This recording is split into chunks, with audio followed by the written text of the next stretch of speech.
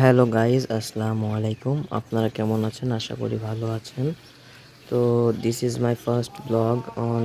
তো আমাদের একটি অনেক 7 মাস আগে ড্রাগন গাছ লাগিয়েছিলাম। চলুন দেখে আসি গাছটি কেমন হয়েছে।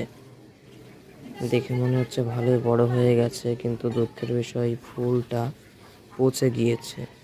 দেখতে পাচ্ছেন আপনারা, দুইটা ধরছে, তার মধ্যে এই যে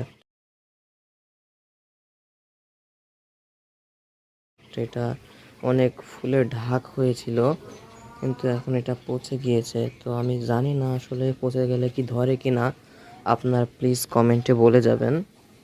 তারপরে এই যে আরও ডাল হয়েছে, আর এই ডালটা ছাদের উপরে গিয়ে ফেলেছে। আর এই যে এইখানে ডালটা অনেক ধরেছে, অনেক বেরিয়েছে ডাল। আর এই যে এইখানে এই ফুলটা একবারে প্রায় পচে গেছে।